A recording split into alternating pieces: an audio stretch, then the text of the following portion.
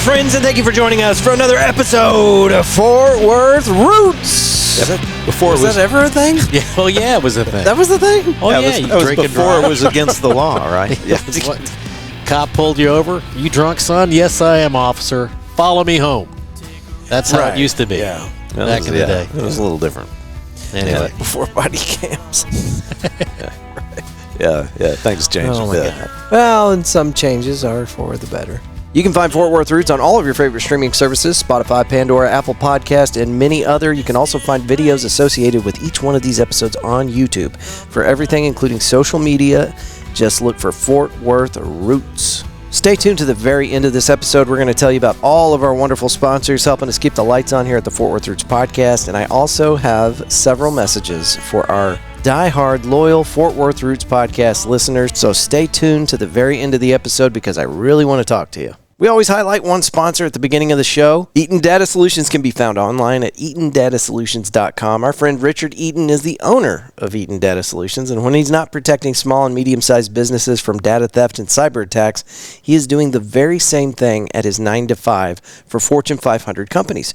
Richard's been doing this for a very long time. He's watched the technology change and the scammer techniques adapt over the years. As the online criminals get better and better at attacking companies across the globe, one thing became very clear to Mr. Eaton. It's not just enormous Fortune 500 companies that are vulnerable to these online punks. Now even small and medium-sized businesses are being attacked. It can happen in an instant. Business owners log in one morning and realize they no longer have access to any of their data, payroll, tax records, customer database, and files they have been saving since the formation of their company. Just gone. And that's when the cyber criminals start making demands. They will take your data, they'll encrypt it, and they'll promise to give you the password or the code to get back into this stuff. And if they do give you that and you do pay, then you got about a 50-50 chance of getting your data back. Now, if you did pay them and you do get your data back, now you're just a mark. They're going to try and do this to you again. Richard told me some awful stories of people that just lost everything. And it's happening more and more frequently. It's terrifying, really. Richard knew small and medium-sized businesses needed data protection, just like the big guys. So he formed Eaton Data Solutions. Go to eatondatasolutions.com, hit that drop-down menu. At the top right, you can see services and plans. Eaton Data Solutions can help you and your team identify areas of vulnerability in your existing system and provide you with solutions to protect your business from the unthinkable. Again, that's eatondatasolutions.com, EATON datasolutions.com. All right, moving on. And yes, please stay tuned to the very end of this episode so that we can tell you more about everything that's going on. I want to give you all the details for the live music festival and everything that's happened in April. That's coming at the end of the episode. But just so you have a heads up, May 11th, we will be back out at the Springfest Car Show. It's Camp Carter, YMCA Camp Carter, for the River Oaks Springfest Car Show. May 11th. And then the Dramatics will be playing for us at McFly's Pub, May 25th. From 7 p.m. to 10 p.m. You're getting two awesome things here. If you've never been out to McFly's Pub, it's a 1980s Back to the Future themed bar that we love. And you'll love it too. They've got a great indoor stage and a wonderful outdoor stage. It's going to be a lot of fun. And if you have not yet witnessed the Dramatics live on stage, we got a real treat for you. So again, that is the Dramatics at McFly's Pub, May 25th from 7 to 10 p.m. And if you would follow us on social media, we'll make sure that you get updates like cancellations. April 28th, we were supposed to have the River Oaks Springfest Car Show, and it just didn't work out. Excuse me, the 27th. All right, onward. And that live music festival, there's a lot more dates. I'll tell you all about it at the end of the episode. Got a great episode lined up for you today. Our artist for this episode played 3 tracks for us. They were not played live, but they shared some previously unreleased and an older track. You can find this stuff online now. Go to 2guyswalkintoabar.com. And you can also find them on Instagram as 2guyswalkintoabar_FTW. And they just put out some new music, so make sure that you go and give them some love. Thank y'all so much for being here. Please give it up for our new friends, Mike and Pete, and let's start the show.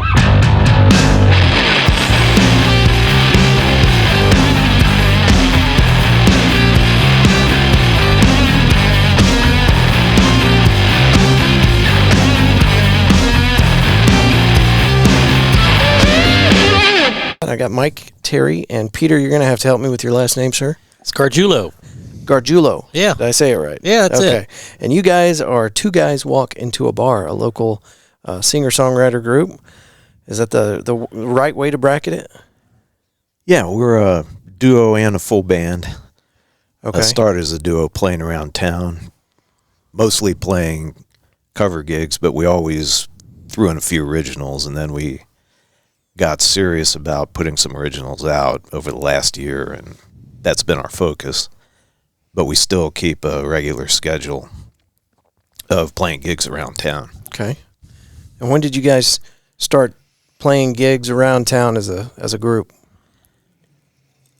So we go back about 12 years. We had a band, just a bar cover band, and then that ran its course. And then right after COVID is when Pete and I got together and said, okay, let's get back out there and start doing this. Okay. So 2020 was kind of a revamp point for you. Yeah, we just kind of reset there. And once we got going, which took a while, then we did, I think, 80 gigs 2 years ago, about 60 last year, probably do 50 to 60 this year. You did 80 gigs in a year? Yeah. So that's pretty diligent. That's at least one a weekend, right? Yeah, we didn't turn anything down, pretty much. We had a couple of, like, weeknight residencies. Yeah, we played at the place in Weatherford, which is a lot of fun. It's a cool place, Shep's. And, okay, yeah. Had great food out there and got a great bar and had a great staff, and we had a good time out there, so it was a lot of fun. Right before you get to the courthouse on 180, right? Yeah, That's the place. Good food, good beer, and sounds like they got good music out there too. Well, they do. Yeah. They do have good music. But All right. Yeah, but the weeknight gigs, pretty much wore us out a little bit. And then when we were like really wanting to write tunes, we needed a little bandwidth to put our energy into that.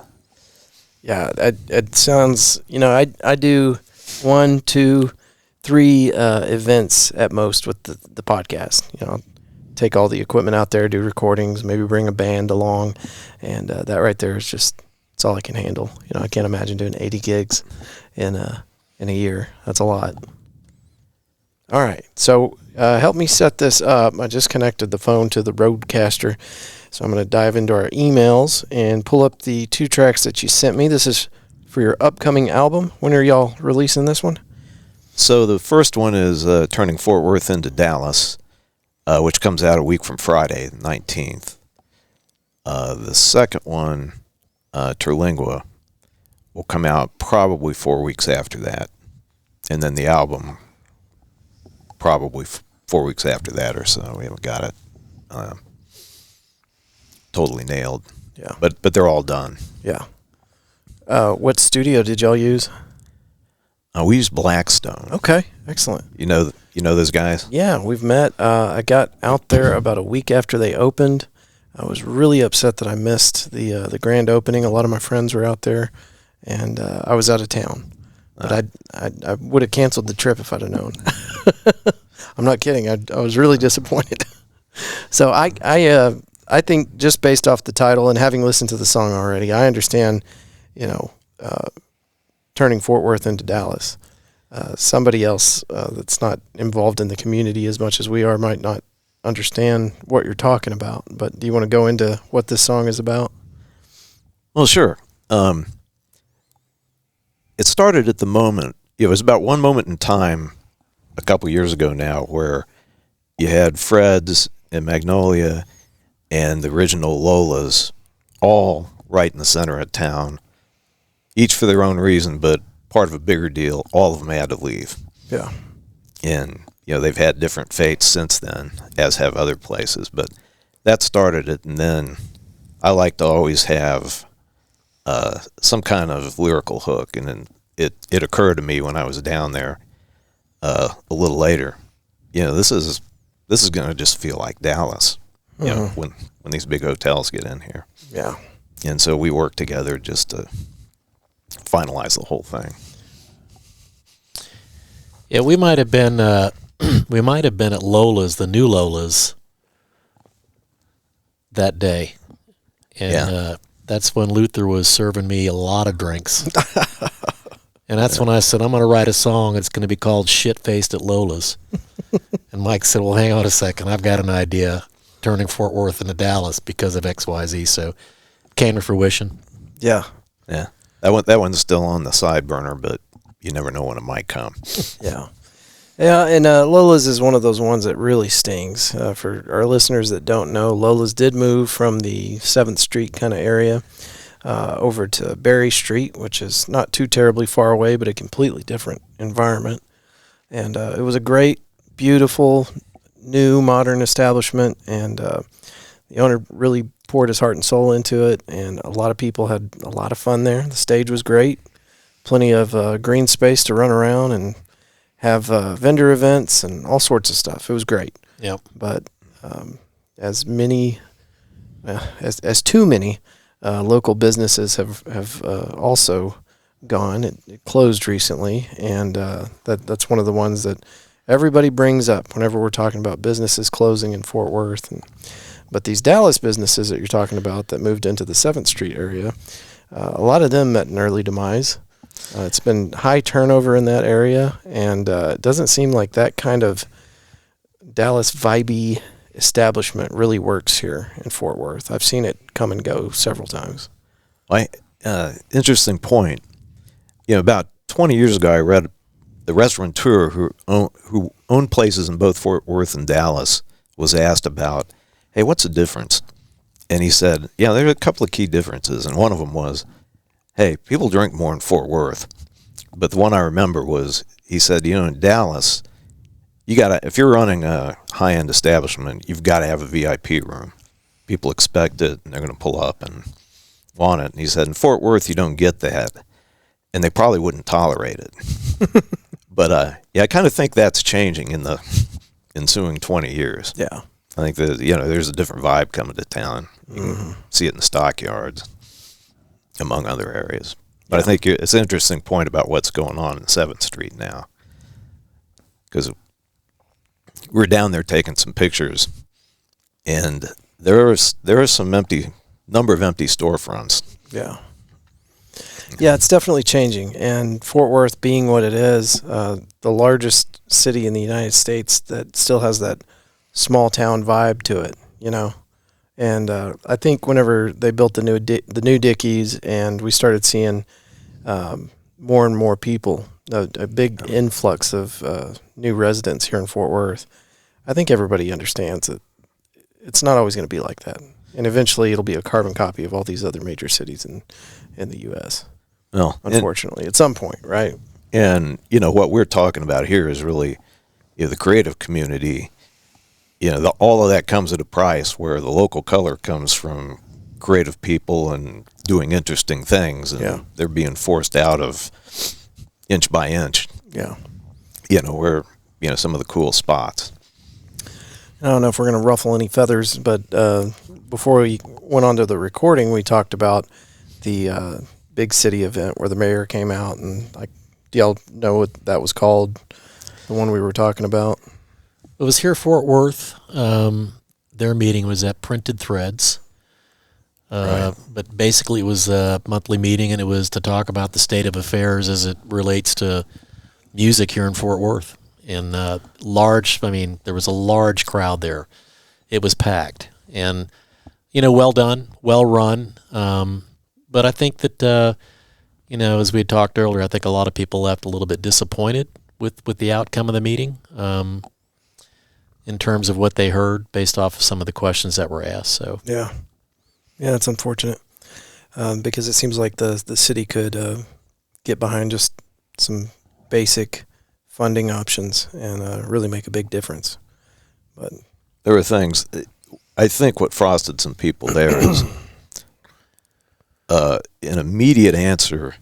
Somebody said, "Why can't there be grants and things that for musical venues?" And almost before the question was over, I think it was the Texas representative. Yeah, the guy at Austin. He said, look, there is a hard line drawn between the fine arts and the popular arts. I forget what term he used, but it was like, we're going to fund that. We'll find ways to fund that stuff through grants. But you know, the venues in the popular arts community is kind of on your own. Yeah.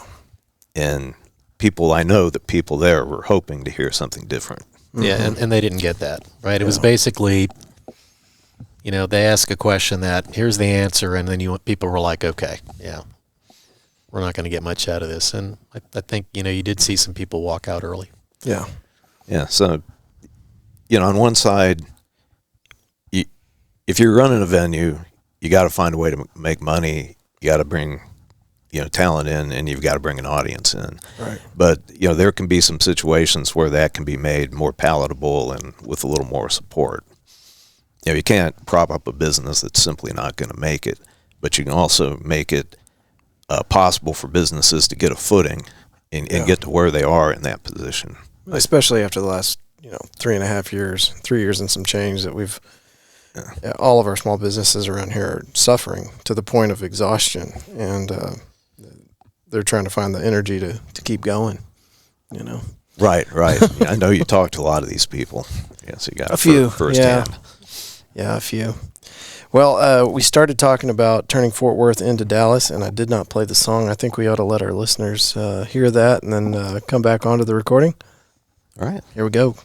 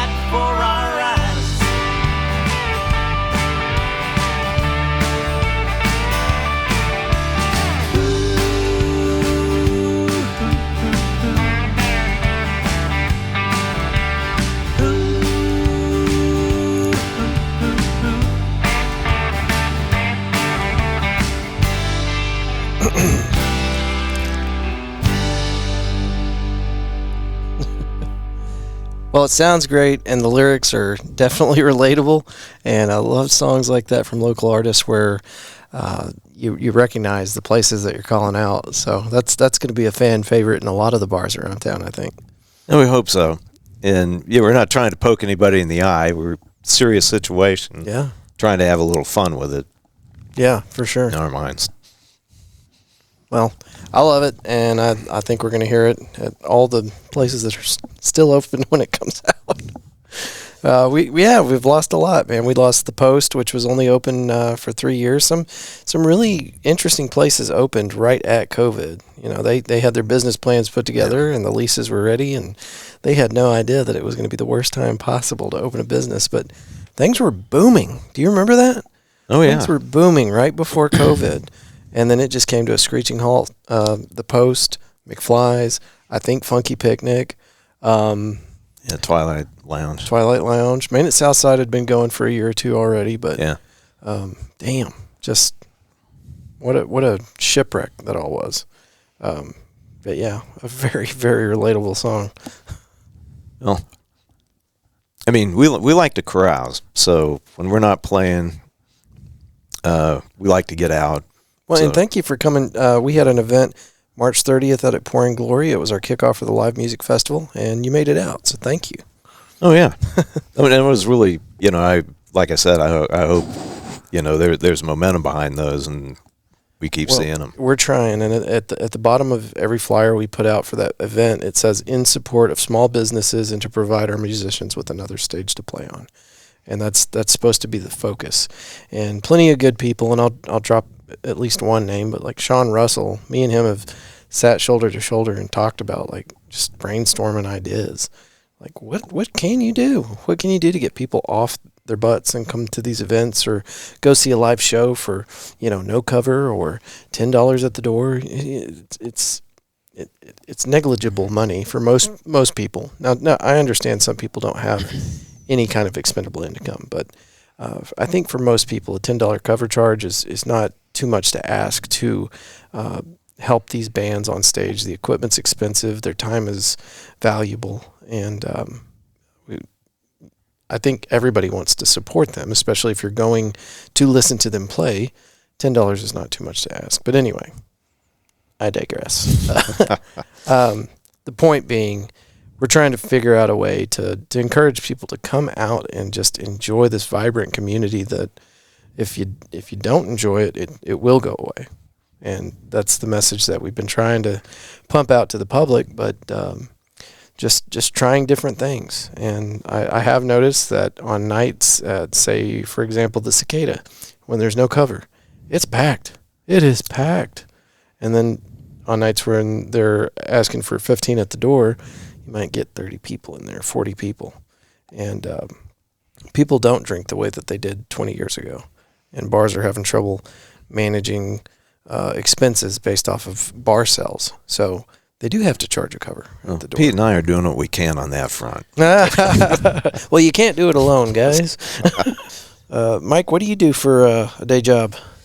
Thankfully, I don't have to have one anymore. Nice. But, I had a corporate career and got as far as I needed to with it. So that took up 100% of my energy at that time. So now it's like, okay, I'm catching up on all the things I couldn't do then. Right. Which is why, I mean, we do this a lot to do what we do. We get together probably 2-3 times a week to work on new songs and write, play, mostly at least every weekend and sometimes a couple times.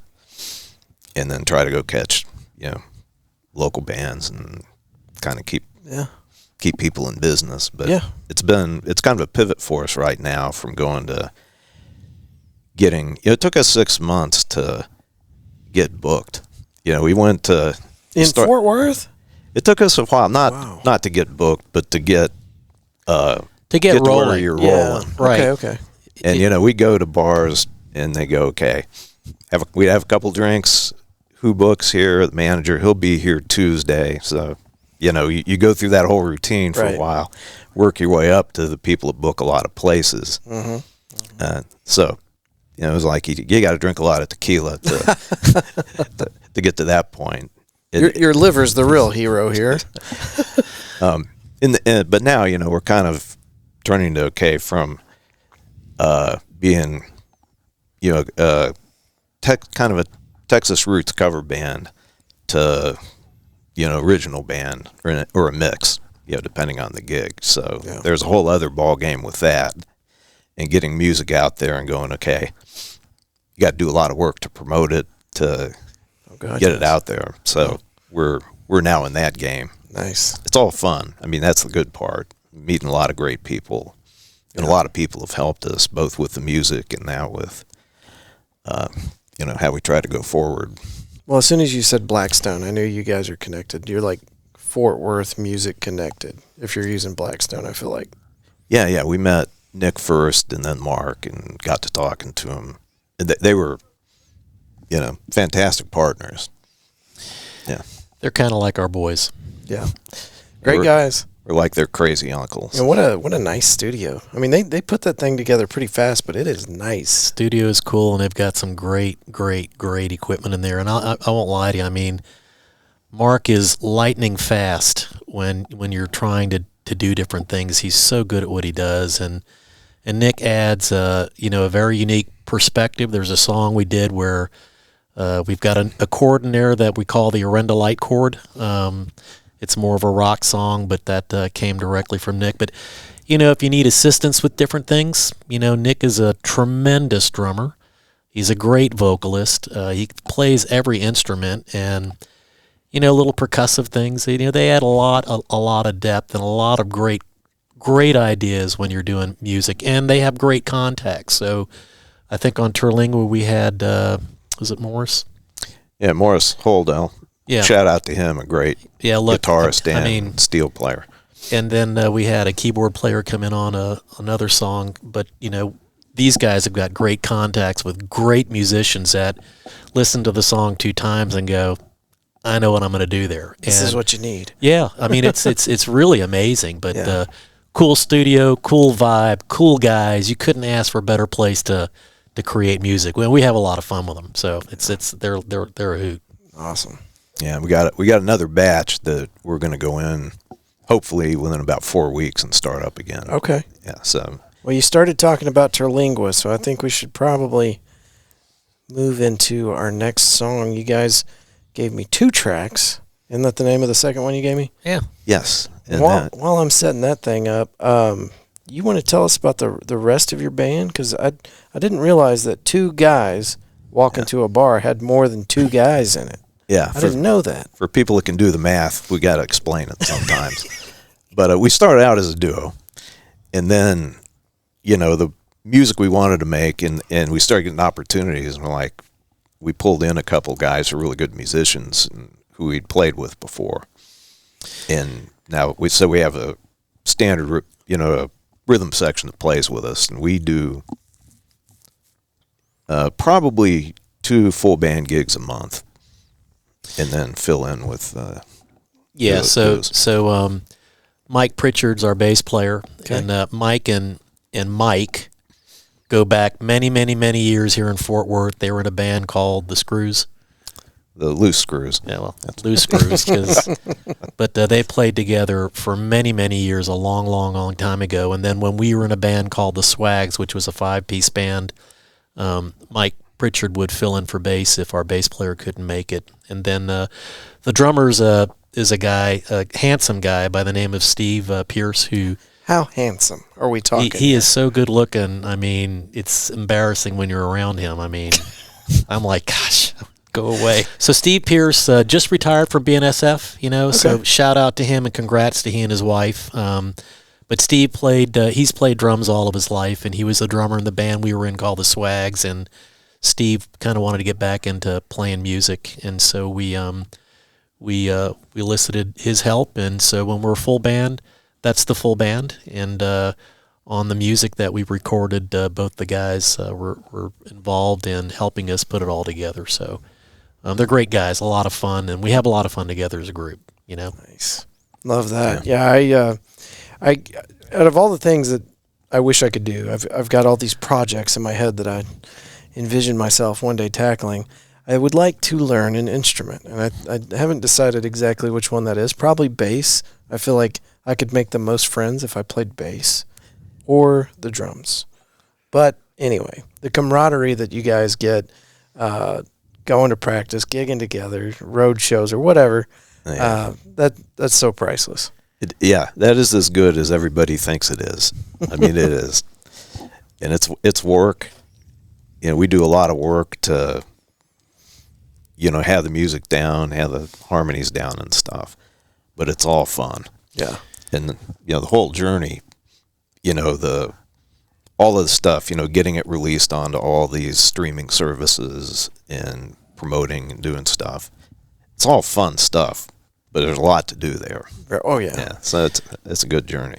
Yeah, so Andrew, I'm going to throw another instrument out there for you that you might want to consider. Cowbell? Not a cowbell. Even better than that, a ukulele. Ooh, okay. I'm telling you, man, the uke it's you all need about like 3 chords and you're good to go? 3 chords. You can do every song you want to do. It's just 4 little strings. It's not big, doesn't take up a lot of space, not expensive, makes a lot of noise. Jump on stage with anybody, right? Yeah. Look, you can do a lot with a uke. Just ask Nick. Nick's badass with a uke. Yeah, he put a uke on one of our songs. It was Pete's idea, and it changed. We're talking about Nick Tittle, right? Yeah. Yes. So don't let him. I mean, you know, he's a real rock star. He's got the hair and he's got the guitars, but he looks best when he's playing a uke. I keep telling him, I said, look, incorporate a uke into one of your Renalite songs. Plug it into an amp. I mean, you can amplify them. Nick's one of those guys that is almost in every conversation dealing with Fort Worth music. If you go deep enough, I need to get that guy on the show. Yeah, you do. Oh, you should. Yeah. Yeah, he'd be a hoot. I mean, he's fun, dude. All right, we got it lined up. This next track we're going to play is Terlingua, and is this going to be a single? Yeah, and just a little bit of background on it. Please. I used to go down to the Big Bend back probably 12 years ago. We went probably every year for 6-7 years. Nice. And it's not for everybody. You know, it's not close to anything, but once you get turned south and start being in the high desert, it's a really cool vibe. And you get down there, mountains. But Terlingua is like it was a little cinnabar mine in World War II, and it's a ghost town with Cinnabar was Mercury? Yeah, that's a precursor. And today there's probably 100 full-time year-round residents, and then it bulks up in the on-seasons. But it's what I said to myself back then that led to the song was, you know, if you got into a tight spot and had to knock over a couple liquor stores and then lay low for a few months, that's not a bad place to land. Yeah. And it's a eclectic bunch of people that seek that out. Mm-hmm. But it's not so much about Terlingua as about, you know, the dream of getting off the grid and heading out to parts unknown. Yeah. Well, it's well received here. We've talked a lot about Terlingua on this show, and it's because of what you just described. You know, it's off the grid. Your cell phone doesn't work out there. Hallelujah. You better exactly, and you better have everything you need, because if you get out there and you need something, there's a good chance you won't be able to get it. You know, that's right. So we went down and spent most of our time at Big Bend. And when we went through Terlingua, I was not in my own car. Otherwise, I probably would have stayed the night. But we stayed maybe an hour. Everything was closed. In Terlingua, nothing opens up before 4 o'clock. So, you know, it was a Starlight. Yeah, the Starlight. Starlight was closed. I mean, there was one gift shop that was open right across from the cemetery. And so we went in there, browsed around a little bit. I think a couple people bought some stuff, and then went on to continue our journey towards Marfa. But whatever highway that is that skirts the border, and just a beautiful drive. But yeah, Terlingua is something else. I mean, it's a different world entirely. And if you think you know Texas and you haven't been to Big Bend or Terlingua, you don't know Texas yet. Yeah, you're 5,000 feet up when you get down into the park. It's amazing. Yeah, absolutely beautiful. Let me know if next time you're going out there, I'll go with you. And we know the absolute best camp spot out there. You got to have a high clearance vehicle to get to it. Let's play this song real quick.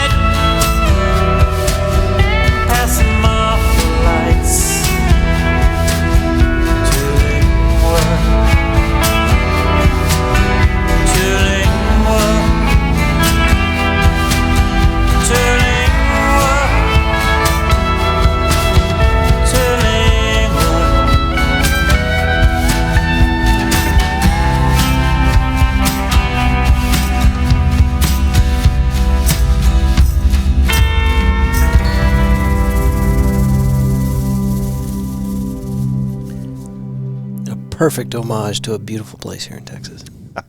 Well, thank you. It was kudos to Blackstone. Kudos to you guys. That's great. Yeah, it was a team effort, and we had some help from Morris because, I mean, the lap steel in my mind, he walked in and heard the song and said, "This is how I'm doing that." And the note he does at the very end is really cool.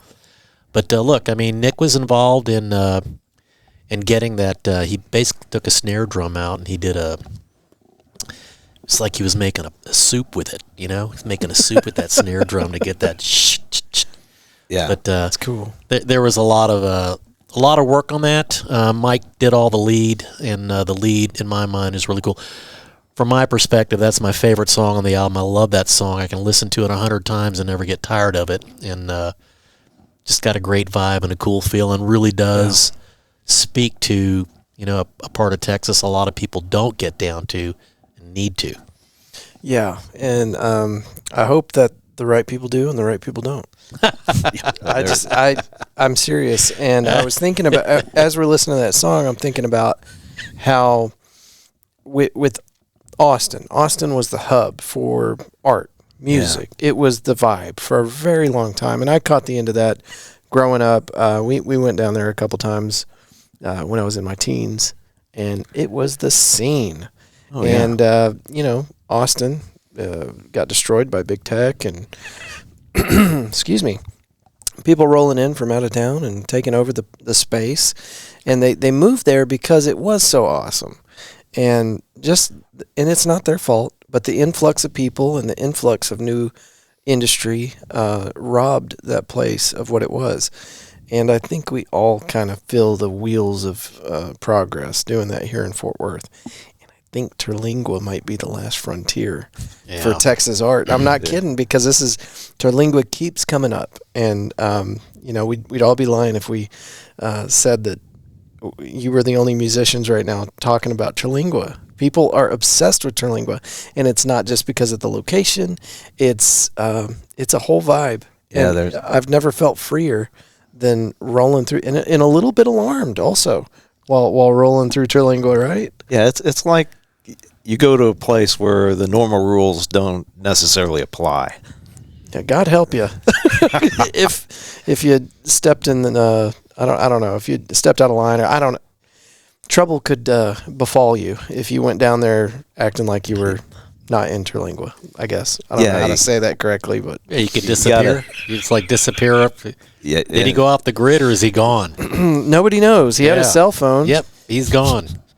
That's exactly right. You got to kind of learn the vibe and learn the rules down there. Yeah, and I haven't spent any time really in Terlingua, but the stories, and then passing through there on a day where, you know, we got there too early, everything was shut down, but just you can sense it, you can feel it. And that graveyard, the cemetery there, you have to live in Terlingua. I from what I was told, for a pretty good period of time before they'll put you in the dirt there.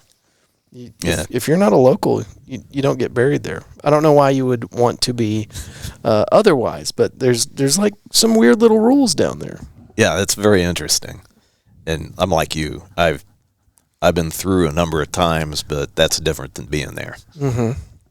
Yeah, so we need to organize a little trip. But you know what? The same way that the ocean protects us from all other countries, you know, that's been a large part of the United States' success, is that we were cut off from the rest of the world by ocean.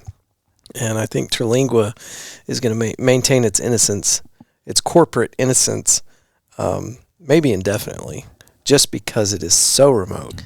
And it's how do I say this without sounding like an asshole? You can't use it for anything. Right. I don't think. Yeah, I mean, you're not running cattle through there. No. You're not putting, you know, big corporations down there, because there's no international airport. I don't think there's any rail. We took no, there isn't. We took a jaunt down there. My wife and I just jumped in the car a couple weeks ago. A jaunt, an 8.5 hour jaunt. It's a commitment. Yeah, they went. A committed jaunt. And what was interesting is, I mean, you go, as you know, hours of that high desert, which I love, but it is nothing. It's about as much nothing as you've ever seen. And yet, real estate signs along the way down there, it's like you could buy it, but what the heck for? What are you going to do with it? Well, I know the answer to that, and you do too. They're putting up all these Airbnbs and these, what's the other one? VRBO or whatever. Yeah. VRBO. Yeah. I mean, There's some of that. there's a ton of that. And it is sexy to go down there and just spend a night under the stars. And so I don't fault people for that. And hopefully, in a pleasant way, it provides a little bit of just enough industry down there to help the folks in Terlingua out, but without disrupting what's down there. Yeah, it takes a hardy stock to make a go of it down there. Just the trip. Yeah. I mean, we drove. I don't know what other options are. I mean, I'm sure you could take a small aircraft to. You can fly into Marathon, which is not close to Terlingua, but hour and a half, 2 hours. yeah, and probably to Marfa. Marfa's 3. Marfa is closer. Is it? Okay. Yeah, there's 2 entrances to the park. And Okay, we went the Marfa way. yeah, that's the west entrance, which goes by Terlingua, and then the east entrance goes by Marathon. Okay. But yeah, very remote, and there's always something going on down there. But it's like it's the place you go, and then you go back. You don't stay there, and so barring new VRBOs and whatever the other one is, Airbnb. Airbnbs. That might be like the best thing you can do with that space, And if that's all that's going on down there, and people pick up their trash on their way out, that might be okay, right? Yeah, Yeah. I It's not agree. going to disrupt the culture. So, Maybe. Yeah, that's what you hope for. Excellent track. well, we had a lot of fun with that, and like Pete said, we got a few people to thank for filling it out for us. Do you have some more names you want to drop? Let's Well, drop some names. Embarrassingly, there is a keyboard underneath it that maybe you can feel more than you can hear. Okay, A guy named Martin, and I do not know his last name. that's okay. So- Martin, hit us up. We'll have you on the show, brother. Yeah. Martin was a lot of fun. Martin, you're so much fun. Martin showed up late in a tracksuit. And a red tracksuit. That's what you do, right? If you're Yeah. late, you better show up in a Yeah. tracksuit. He was a lot of fun. Oh, yes. Yeah, he was witty.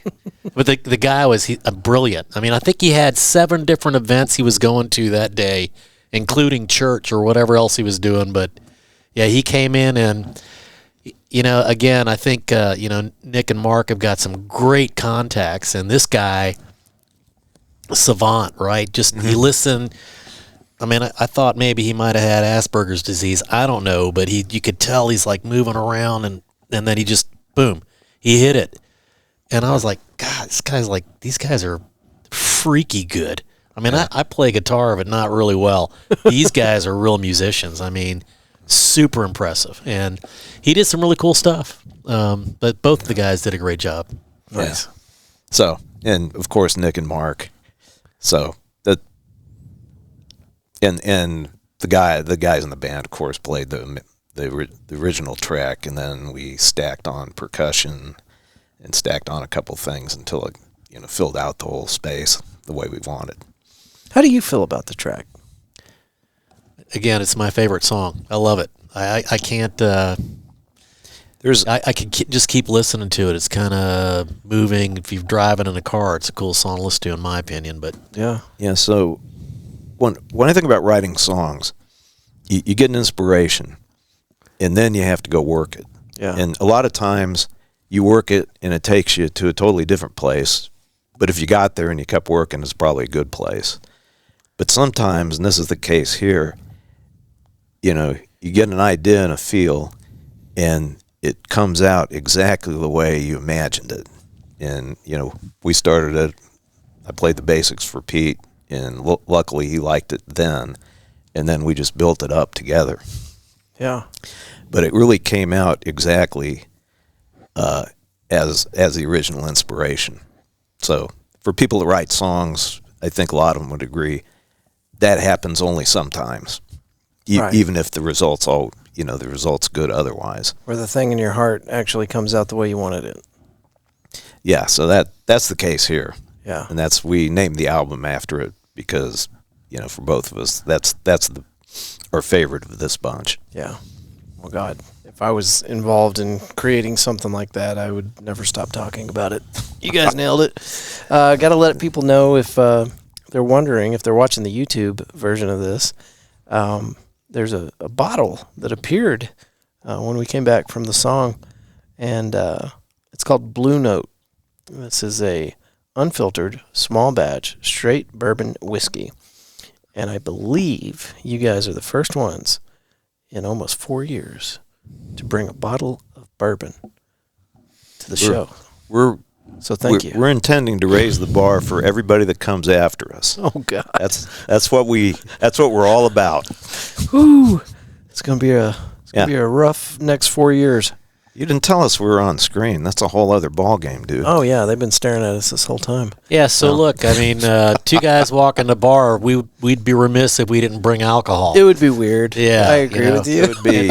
And anywhere we go, we're drinking a lot. So well, thank you guys. This is actually really good. And I was telling you before we got back into the recording, I had just spent a weekend down towards San Antonio, and I cannot remember the name of the distillery, but we went and did a whiskey tasting, and it started off at 74 proof, and it progressed all the way up to 143 proof, which I was told is illegal to bring on an airplane because it's considered hazmat. So after that whole thing, and my wonderful girlfriend's brother-in-law also running me through his liquor cabinet and trying all the different whiskeys that he had on stock. This is a really good bourbon. I like it a lot. Good. Glad you can enjoy it. And that comes after a weekend of trying, I think, every whiskey under the sun. So you gotta get back. You gotta get back on the horse. Cheers. I think it's time to put the horse in the stable and walk away. There you go. This is awesome. Thank you guys. I wanted to, before we got out of here, I wanted to ask you guys what your plans are for the band in the future. This is kind of a big moment, and I know with me, anytime I complete a big project, I need some breathing time. I need to step back and just kind of chill before I tackle the next project. But do you have something else lined up? We got a lot of things lined up. We're going back in the studio.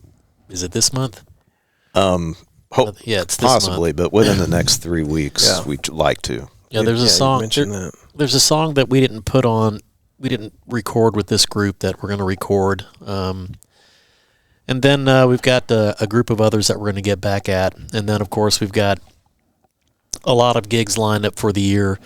There's a friend of ours that's lining up a festival in Creed, Colorado. It's a music festival in Creed, Colorado that we've been invited to play at. And the full band's going to go down and do that. So that ought to be a lot of fun for us. And hopefully for the folks that are out there. So we're going to do that. And where's Creed located in relation to Denver? So I can't place it exactly on a map, but it's in the southeast quadrant. So when you're heading up from Texas, it's not right on the edge, but it's toward the southeast. So it's not too far. It's farther south. Is it looking more like Kansas?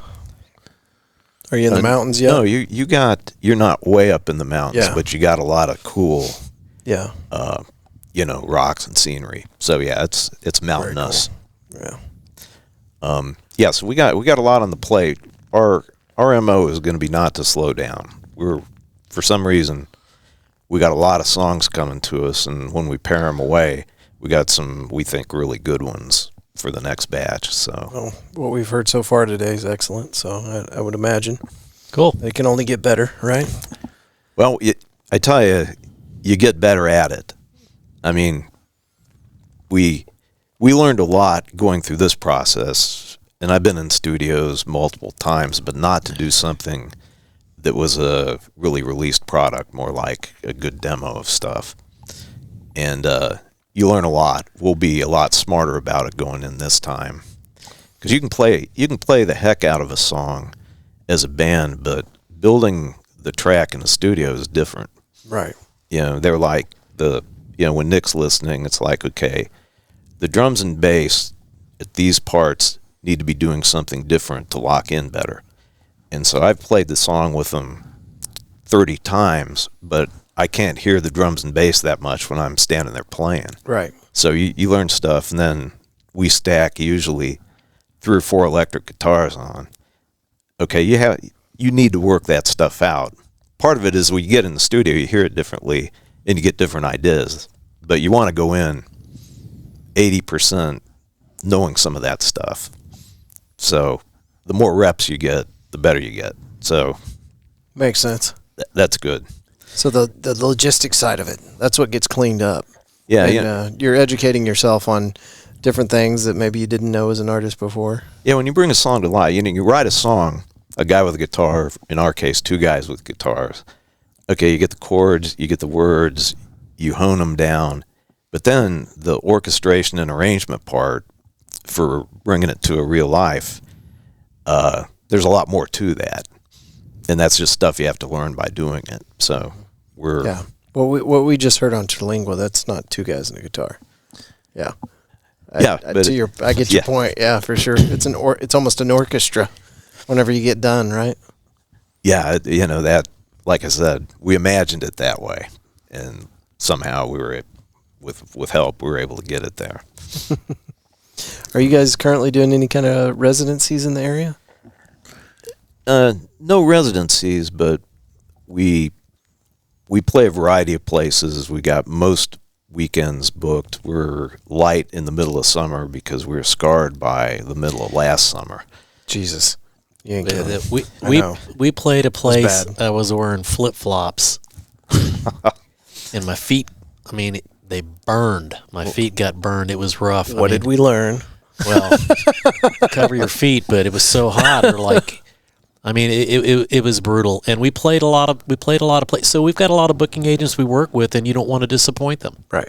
Right. Yeah. They're trying to fill a spot, and they rely on you. And Mike and I, as working stiffs, and as a former military guy, I'm never late. We're never late. Right. And we don't miss a show.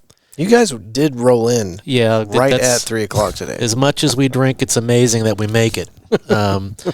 But we're very reliable, and you need to be reliable. And we have a lot of booking agents that rely on us, and they're relying on us to play through the summer. So we played a lot in the heat of the summer. It was hot, and we just I think we decided maybe we need to be a little more careful about that. What do you think this summer's going to be like? Because you're right. Last year was, oh my God, dude. Well, so one of the songs on this album is called 100 Degrees, and it's about floating down the Brazos River. But I said I'm going to write a song about how damn hot it was last year, and we wrote a song called 100 Degrees because we had, I think, 60 days of 100+ degree weather and no rain. It was brutal. More than that, wasn't it?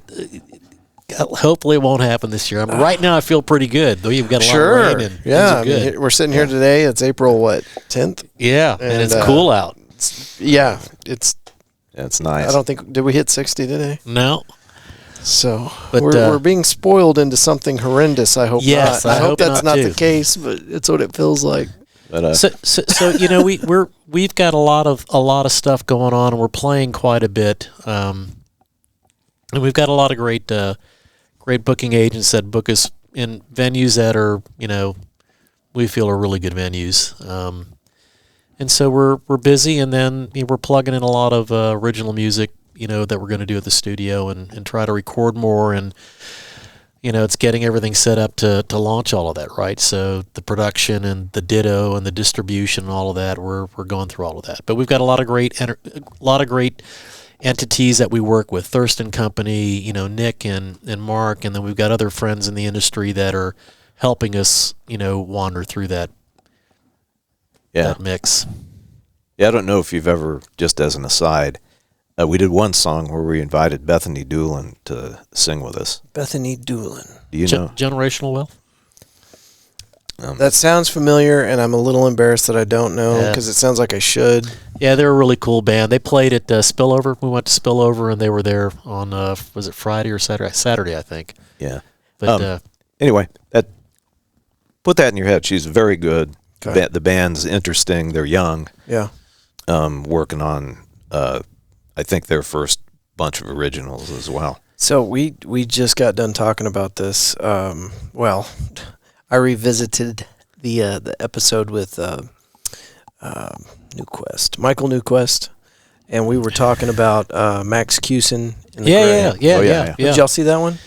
Oh, you probably saw the clip. Yeah. That I just put out. Young artist here in Fort Worth. That's something we got to get behind.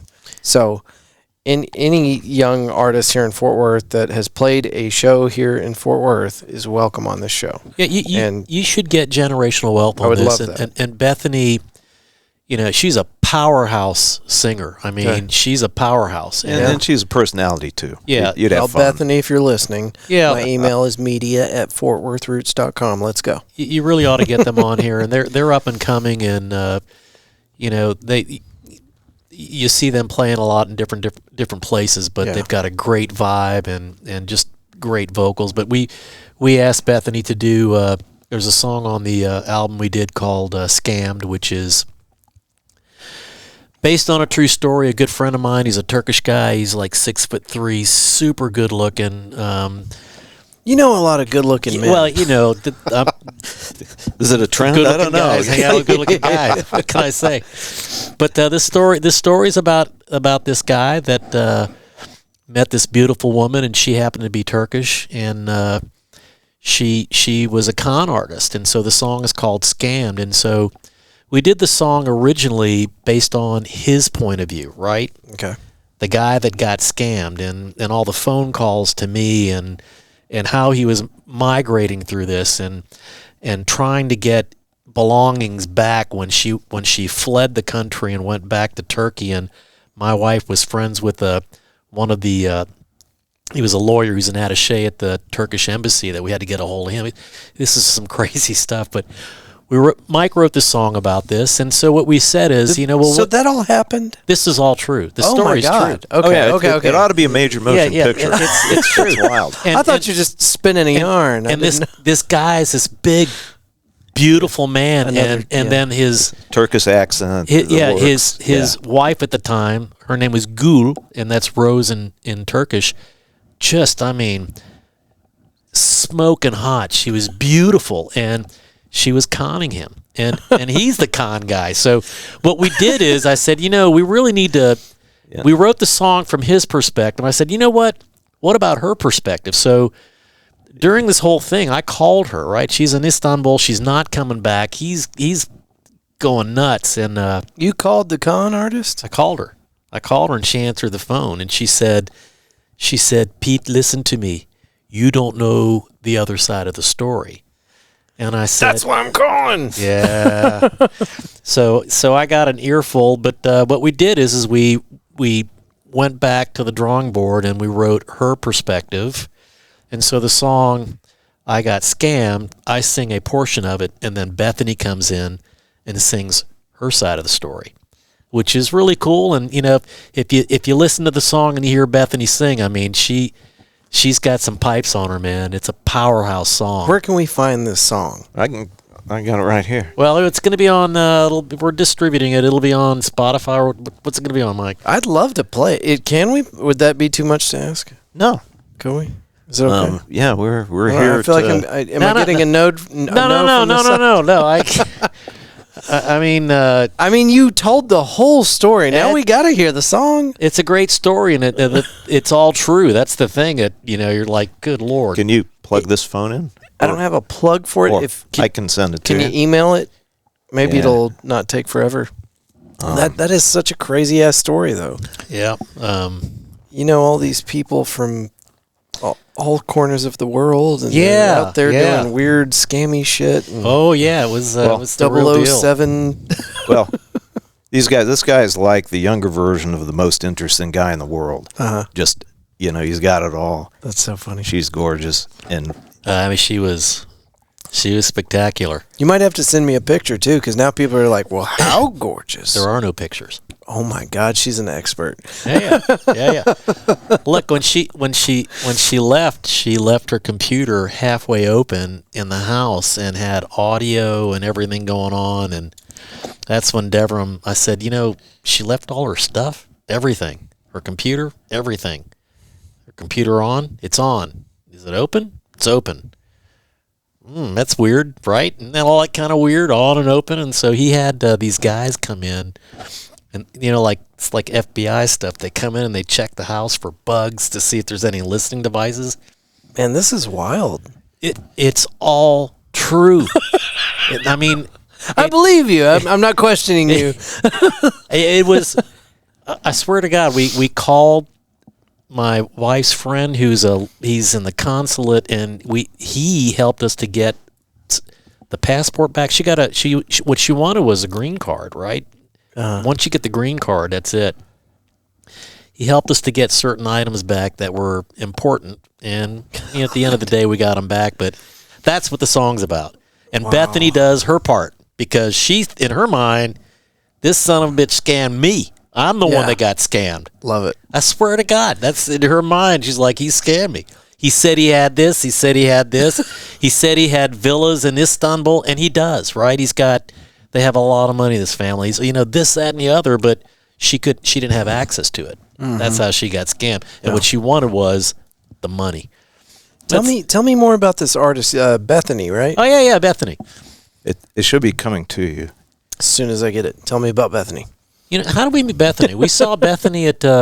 We were over at Lola's. Yeah. She worked at Lola's for a while. We saw her play a time or two, and then when we were discussing this, Pete came up with the idea that, hey... We ought to have Bethany sing part of it and do the other part.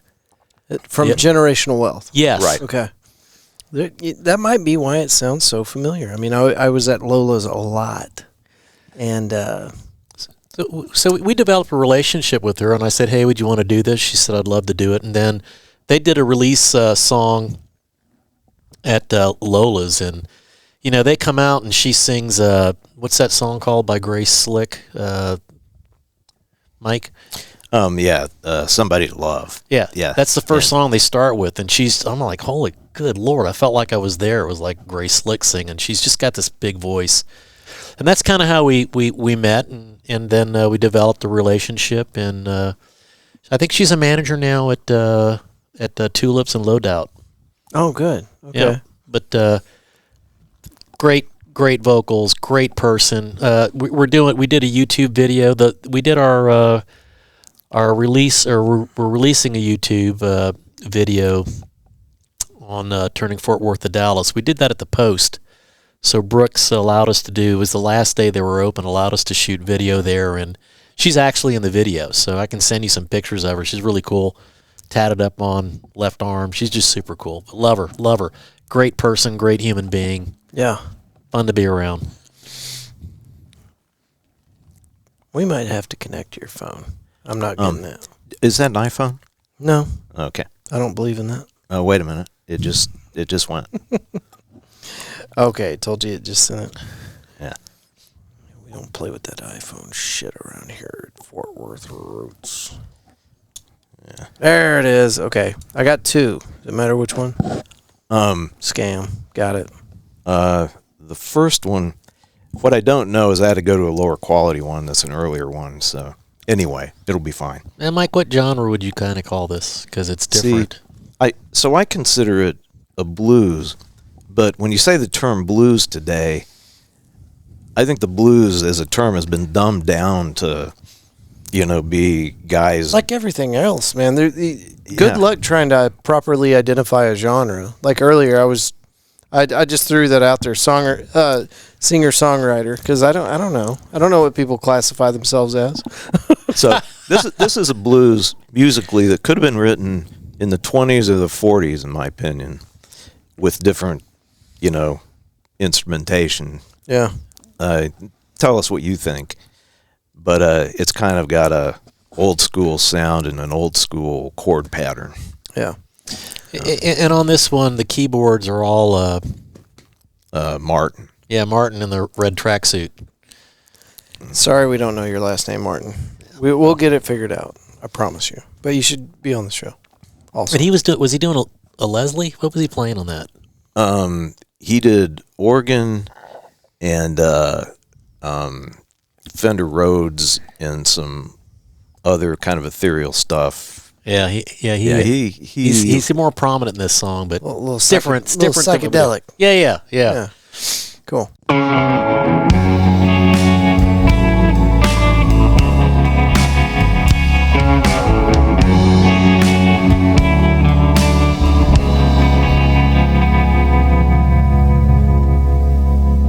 I got scammed, was taken for a ride. I got scammed, thrown over the side. I thought she was in love with me, realized too late. That's when this bird of paradise became a bird of prey. She saw me coming, but jumped right on. That girl was so fine. She's an international blonde. Took everything I had, got nothing left today. That's when this bird of paradise became a bird of prey. She's got the moves you've never seen. She showed them all to me. And then she wiped me clean, took everything I had, got nothing left today. That's when this bird of paradise became a bird of prey.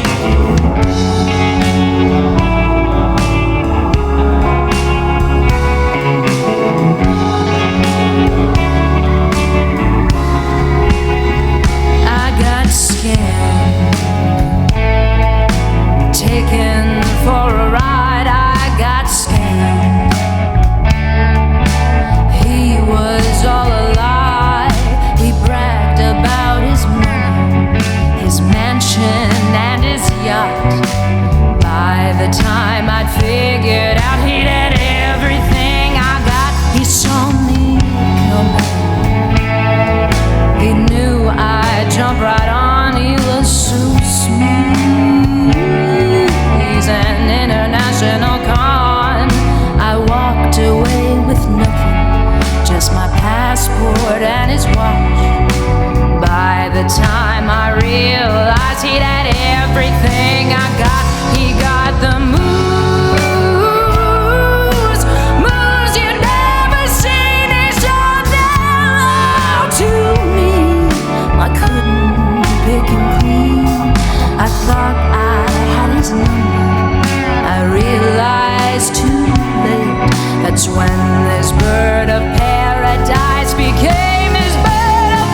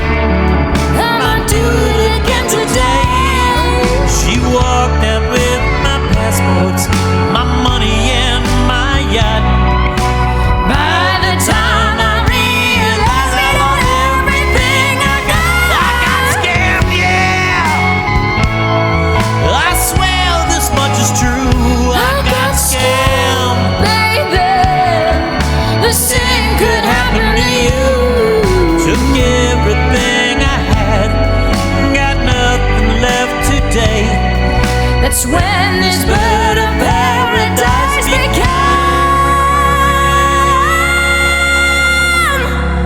a bird of prey.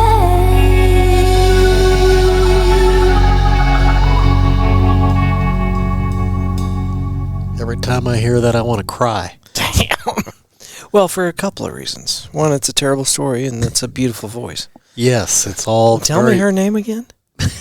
Oh, the girl that did this shit. Yeah. Ghoul. Well, no, the artist. singer. The artist. Oh, Bethany Doolin. Okay. Yeah. And she's local. Yeah. Oh yeah. Very cool. Very Yeah, cool. I think she works over at Tulips. Yeah, she's one Okay. of the managers there.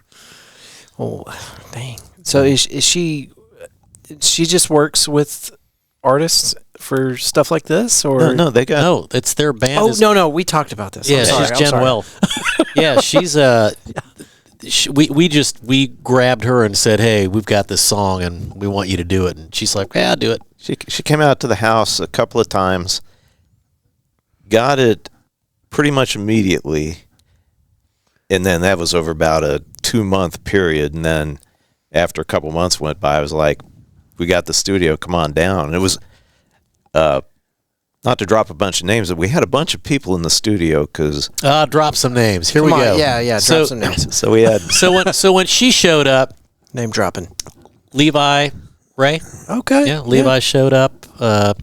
he was Luther. so Levi and Luther were there to do some stuff. Luther's his dad. Now, Luther is Chris Luther, yeah, Oh. bass Chris player Luther from for Arenda Light. Okay.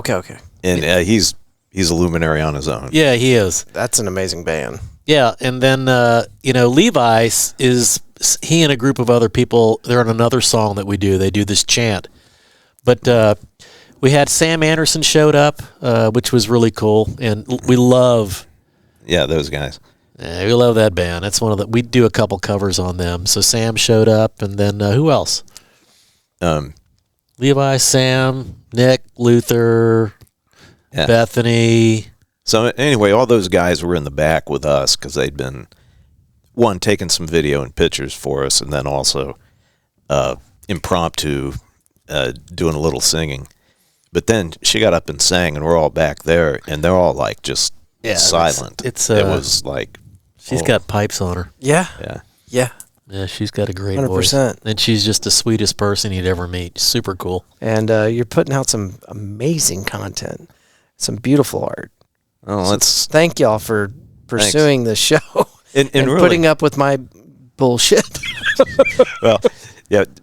Nobody dishes bullshit like we do. So, but you're really the first guy outside the creative circle that we played this for, and Okay.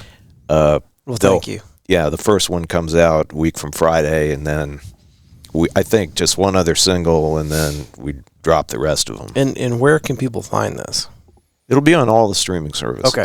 So Yeah, just look for two guys walk into a bar and it'll pull it right up. Yeah, we used a service called Ditto as the distribution point, and what we have a little, it's like you say, okay, there's more and different stuff than you might have expected.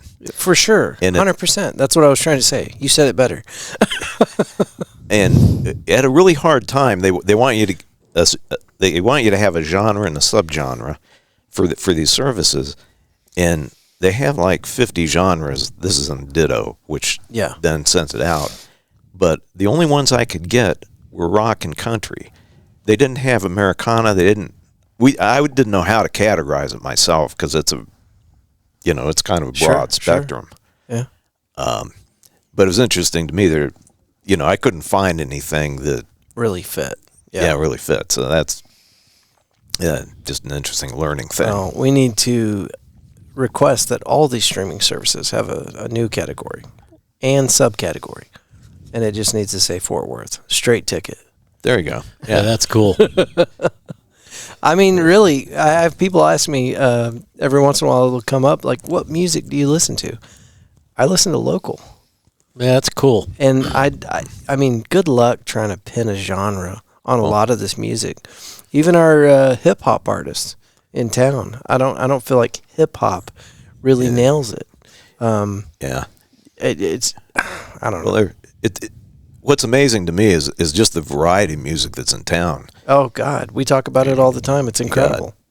Some good hard rockers like the Royal Sons and Arenda Light, and then you got this young guy Max, right? That guy's I mean, he's a musical genius. Gray, yeah. The Gray. the Gray. I mean, Max, I mean, I tell you what, that's a great story right there. I mean, we see him out all the time, and his dad and his mother are always there. And they're Huge supporters. super supporters, and they're, you know, he's which school he's at, Julian? I can't remember what school he's at. It's in San Francisco. No, Juilliard, I yeah, think. Juilliard. I mean, he's a musical genius, and he's right here in Fort Worth, and he's doing all this stuff. And they got a great band. There's just a lot of great stuff here. Yeah. It's really cool. We give him a hard time about not driving. I give him a hard time about not driving. I try not to be too rough, but anyway, that's just me. Hold on a minute.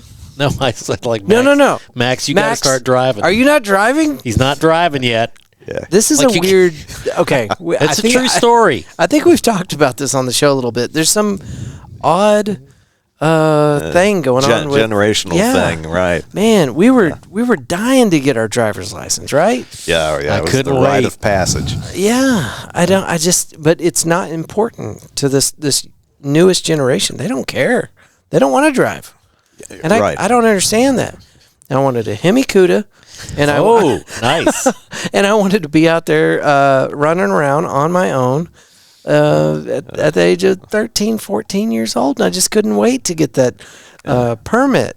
Things have changed. And then the license, oh my God, you're counting the days, right? Things Oh, have yeah. changed. And every small town across Texas and probably the U.S., it's like, what are you going to do tonight? Or we're going to be cruising first, right? Oh, yeah. That applied to any town that had anything going on First Street. That's where everybody went first, Yeah, that's exactly right. right? We'll be at the AutoZone parking lot. We're going to get there around 7. Yeah, I love that. But the more I talk to people over the years, it's like that's not a Abilene, Texas thing, which is where I was when that was going on. That was pretty standard, Everybody had a First Street. Everybody had a meetup.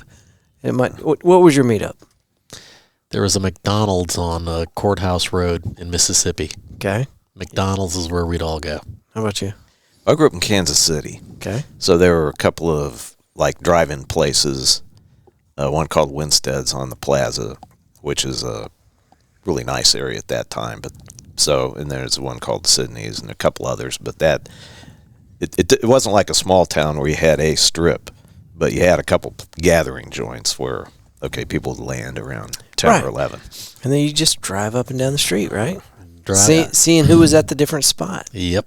Yeah. Mm-hmm. Yeah, those were the days. Yeah. And it seems close enough that shouldn't be a thing of the past, right? Everybody loves a good sports car, right? Yeah. But not anymore. It's sad, or it's all electric. That American muscle. Gosh. Nothing beats a 78 Nova just A Nova. tuned up and So I was reading two in, two out, some Flowmaster exhaust. So the Wall Street Journal had a thing on the most badass new Mustang about 2 years ago. I don't know if it was a Cobra, but it was like, this is the, I think, 700 horse master of them all. And it goes on and on and on. And then it's like, they wind up with this is an absolute icon for people of a certain generation, who've always, aspired to it. But it's always going to be beat off the line by an electric. I know. I've seen those. I've seen it. That just kind of puts it in perspective. You got anything like the experience. Yeah. No, the EVs, they're instant. The engagement between command and execution is zero. And with a combustion engine with a traditional transmission, there's some lag time there. So the electric always wins. But now that same test strip where they're running all these badass EVs against the muscle cars, you take them past a quarter mile and they smoke them. Yeah, they beat them. Yeah. It takes a minute. Yeah, it takes a second. They'll get there. Well, I'm going to date myself here. I mean, look, when I was growing up, I had it was the Red Rocket. It was a red Maverick. Ford Maverick, 3 on the collar. On the collar. 3 on the tree. 3 on the collar, and I had a Pioneer stereo system under dash that I put in myself. 2 Jensen triacs in the back. Yeah, we rocked and rolled. I had a bar in the back of that car. I had a bar that would beat a lot of bars you go to today. We'd go to New Orleans and get all the shitty alcohol you could get in plastic bottles. Yeah, we'd rock and roll. But that's back when you can drink and drive. Is that before was it was that ever a thing? Yeah, well, yeah, it was a thing. That was the thing? Oh, yeah, you that was drink and before drive. it was against the law, right? Yeah. What? Cop pulled you over. You drunk, son? Yes, I am, officer. Follow me home. That's how it used to be. Yeah. Back in the day. It was a little different. Anyway. Before body cams. Yeah, things changed Oh, a my bit. God. Well, and some changes are for the better. Yeah. Yeah, Oh, I'd agree. I'd agree. It's for the better. Well, anyway, one thing we want to do is like shout out to the scene because we love the music around here and we like to get out and You hear do. back to where we You're a were supporter, a second ago. for sure. So, and they've helped, people we've met have helped us a lot along the way. So, really been good, and we got a lot of, like he said, we got a lot of plans going forward to keep the ball rolling. I think that people from all over the U.S.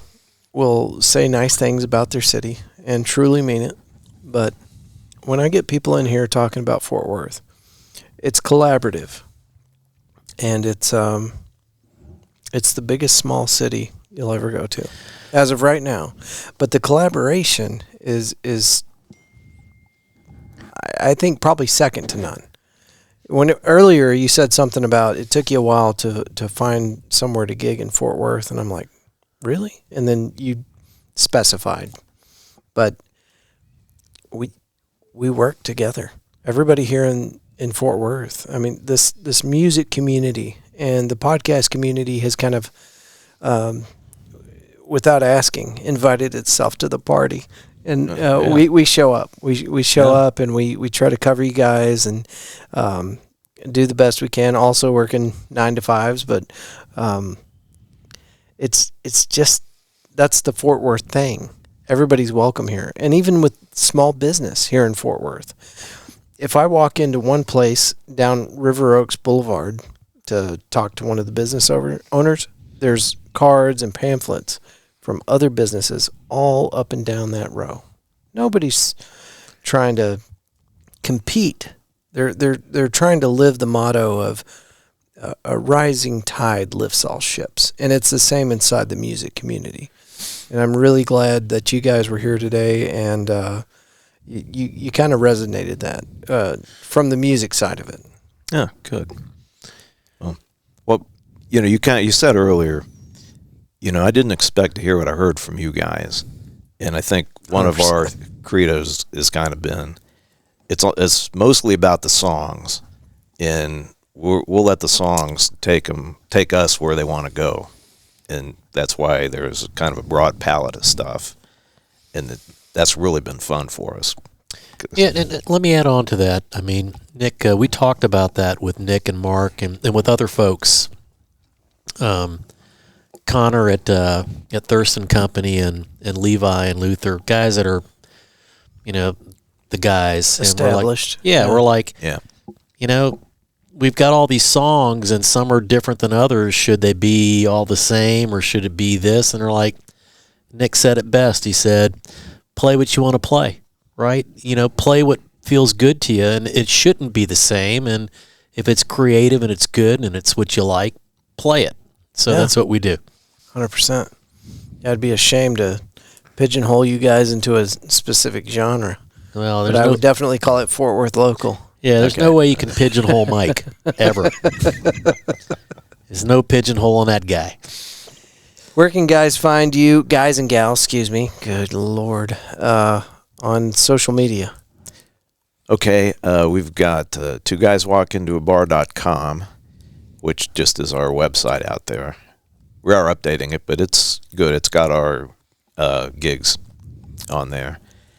We've got Two Guys Walk Into a Bar, FTW. Or FW. FW. Instagram. And it's all one word, right? It's all together. Those are the two big platforms that we use. We got Facebook as well, but that's kind of secondary. We're really focused on the Instagram. Yeah, that's where it's at. Yeah.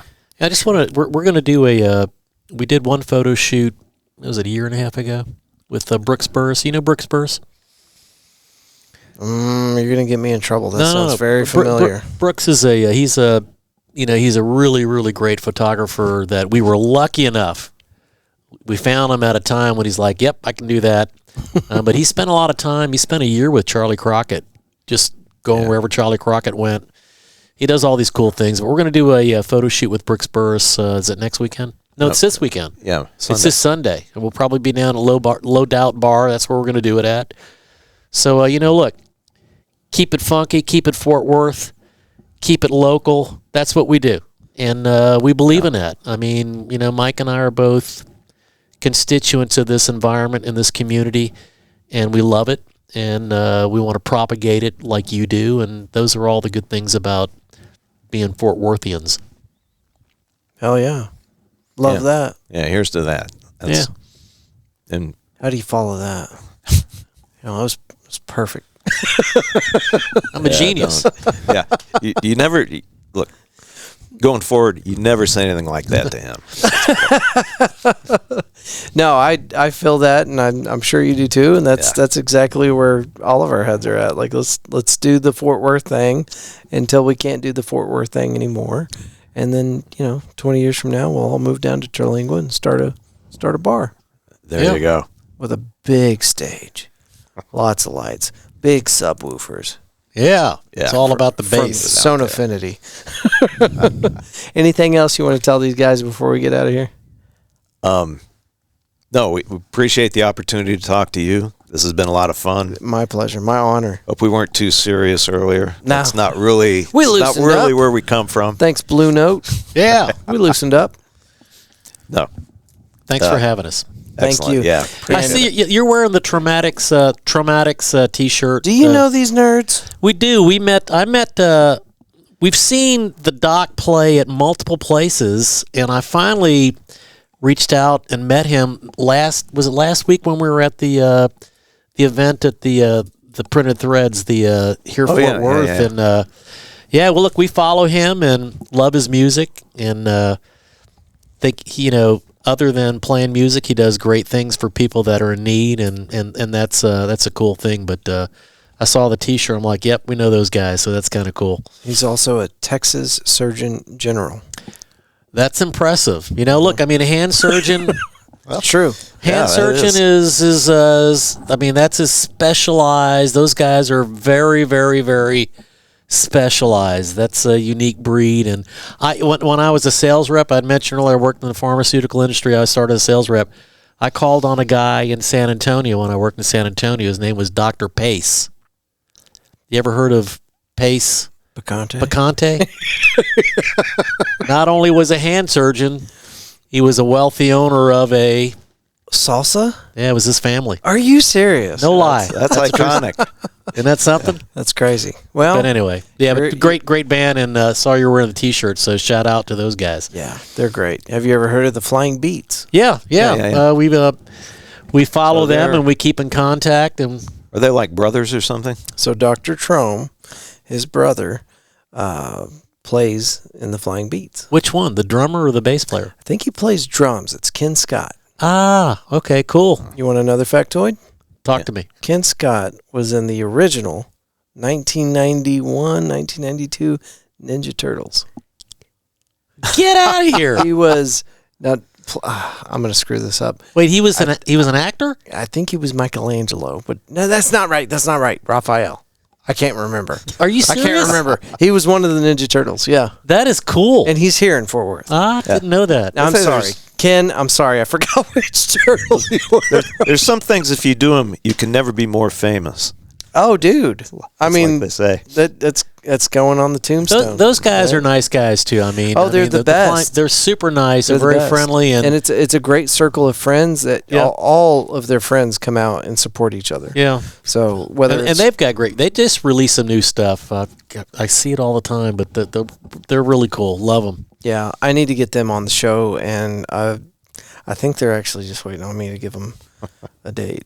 Cool. So we'll get them on here. But yeah. Traumatics, all the way. Flying Beats, all the way. Yeah. Two guys walking to a bar, all the way. There you go. Fort Worth music. Cool. Can we get you back on the show sometime? Absolutely. Next time you got something to release or whatever. We got some you haven't heard from this one. Next time you come back, we're just going to talk about politics the whole time. I'm kidding. Yeah. Fort Worth Roots, thank y'all for listening. We will see you next Monday. See you.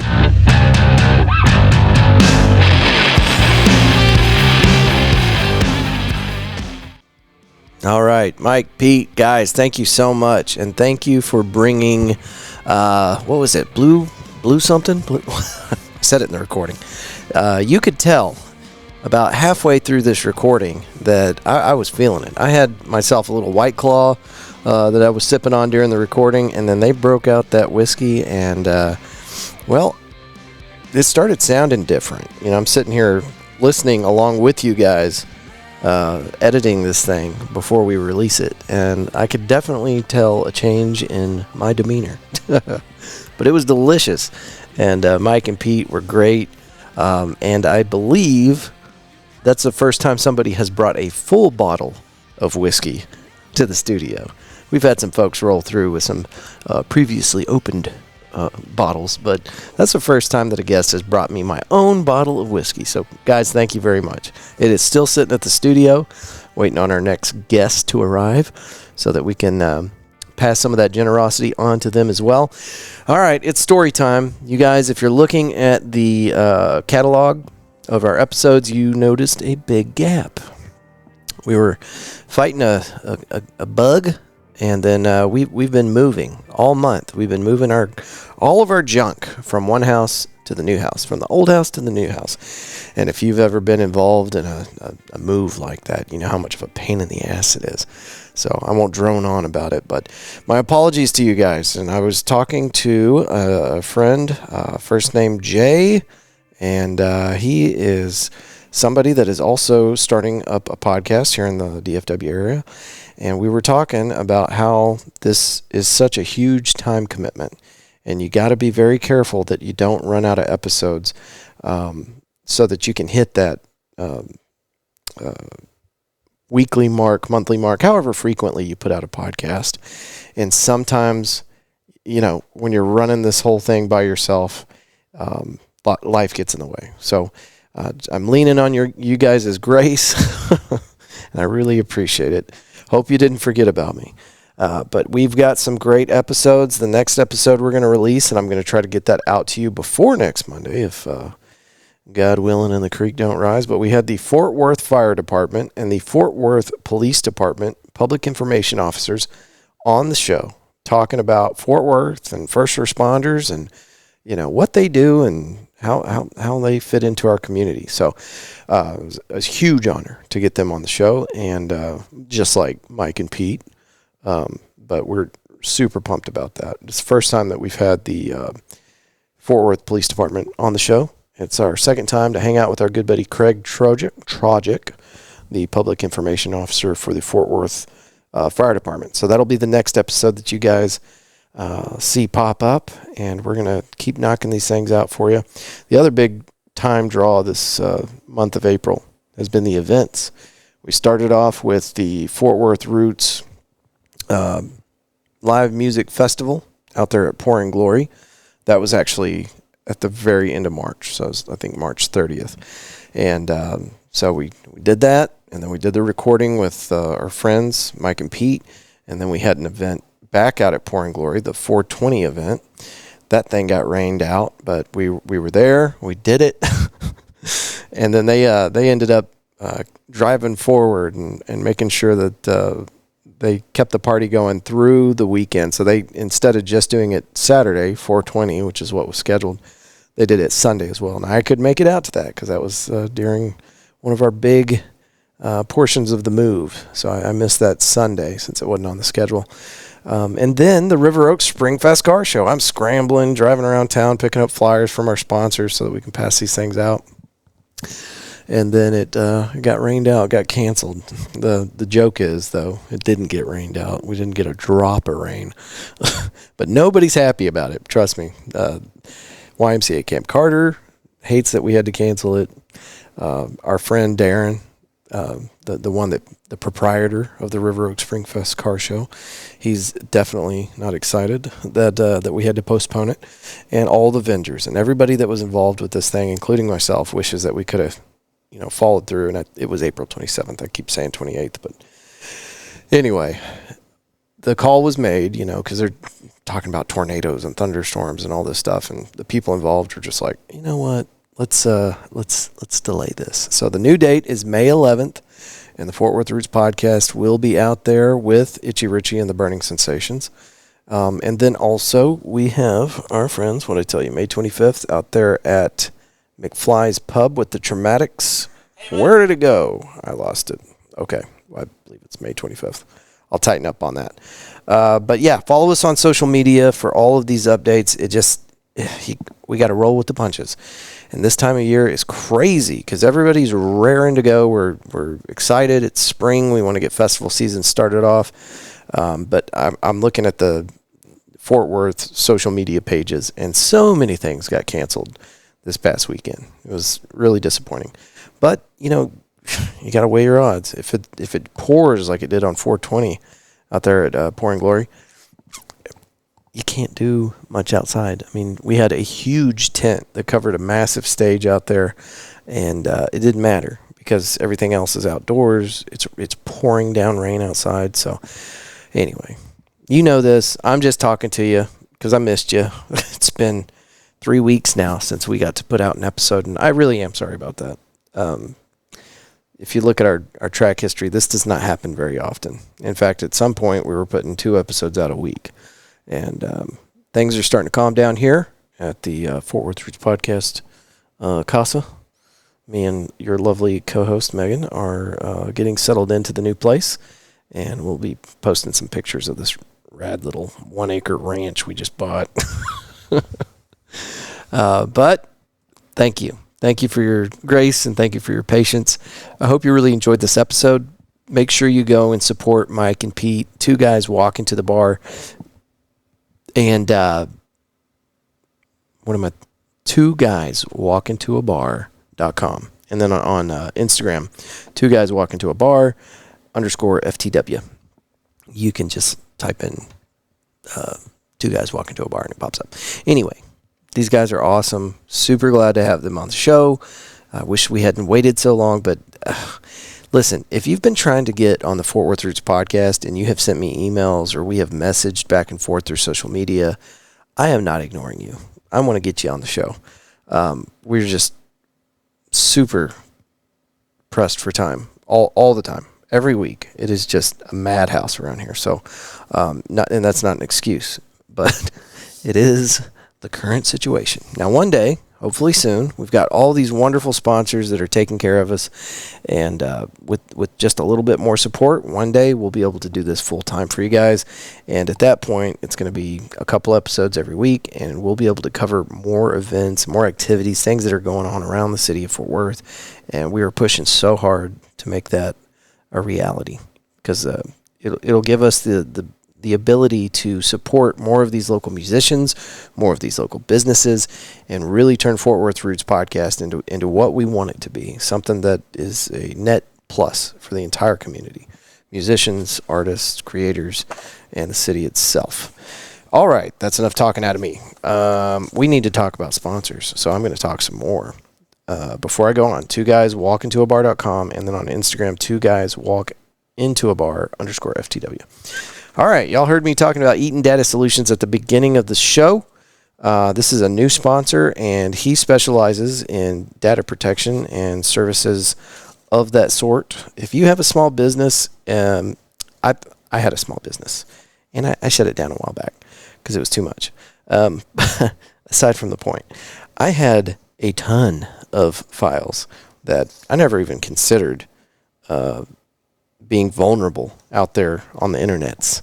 But this is a new thing. I mean, it's not a new thing, but it's new that small and medium-sized businesses are being viciously attacked by online adversaries. And they're doing this, I think, in my humble opinion, after listening to Richard talk about his business, I think they're doing it because you could gobble up 20 small businesses and, tax them for their data. a lot easier than you could a Fortune 500 company, a big whale, because they can afford data protection services, and small and medium-sized businesses cannot. Well, that's incorrect, because now you can. And this is something that you got to consider these days. It's not something that you might have thought of 10, 20 years ago, but now it's a problem. Good for you. You got Eaton Data Solutions. You can go to EatonDataSolutions.com, hit that top right drop-down menu, services and plans, and they will help your team identify areas of vulnerability in your existing system and provide you with solutions to protect your business from the unthinkable. I think I came up with that on my own, or I just think I came up with that on my own. I saw it in a fever dream. Anyway, moving on. Flurry Fitness. Get them on Instagram, Flurry Fitness Fort Worth. They're located at 643 Sherry with an S Lane here in Fort Worth, 76114. It's right in front of the military base. Shares a parking lot with Target, and it's one of the cleanest gyms. And I mean that as far as cleanliness, but also space, equipment. They've got a legit boxing ring right there when you walk in, where I've seen these guys do sparring and whatever else they call that stuff. I'm not an expert, but anyway, it's an incredible gym. And you can go to their Instagram, click on the link provided for you, and get a free 3-day pass. Also tell them you heard about Flurry Fitness on the Fort Worth Roots podcast, and during the spring sales event, they will waive your sign-up fee. And I've been once so far, and it's because I signed up at the beginning of April, and then I told you everything that just happened. Got a little sick, a little ran down with some bug. One of the guys I work with came back from a cruise, and he was just a snotty mess, and I think I caught that. Anyway, all good now, but it did shave like a solid week of productivity off of my schedule, and then we just got hit with events and all this other stuff. Anyway, I'll stop griping about it. So I only went once right now to Flurry Fitness, but we're about to hit this thing hard.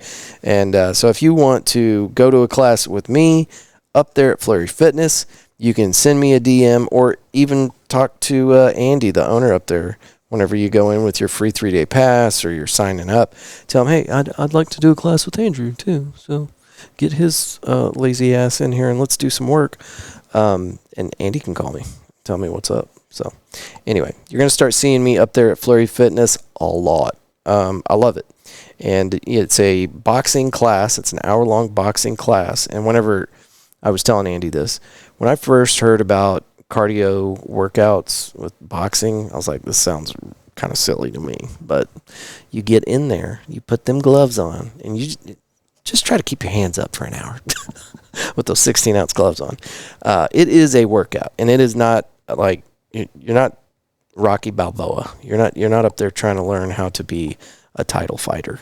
But it is an excellent workout, and you do learn how to box appropriately because these trainers know what they're doing.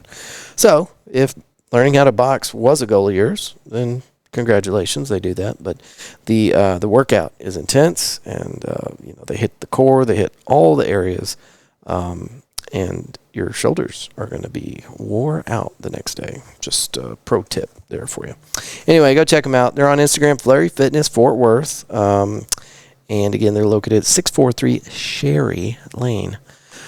The Body Scrubbery. Our friend Michelle is now a sponsor. The Body Scrubbery is going to be one that we need to go by and take a video and showcase that place. We did do a video with them. I don't know if you've caught this, but on our social media pages, we did something called the Local Business Spotlight. And the Body Scrubbery was one of those businesses that we looked at. Flurry Fitness, consequently, was on there as well. And so anyway, you can look at those videos and watch us talk to the owners of these places. Michelle at the Body Scrubbery was very kind to let us in there and give us the full tour. You can find them on Instagram at the Body Scrubbery, located at 519 Pennsylvania Avenue, 76104. Website is thebodyscrubbery.com. Excuse me, I'm having trouble with this word. It's a boutique and unique spa experience. Don't cheat yourself, treat yourself. Luxury foot spa, full body scrubs, infrared heat wraps, massage, bubble tub, mud wraps, facials, couples packages, and small group parties. This place is rad.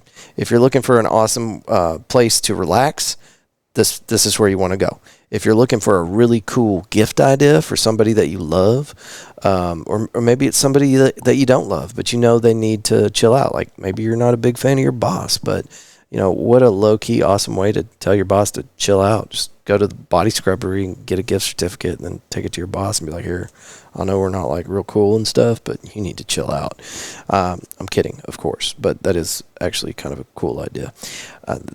Like I said, place is rad, very comfortable.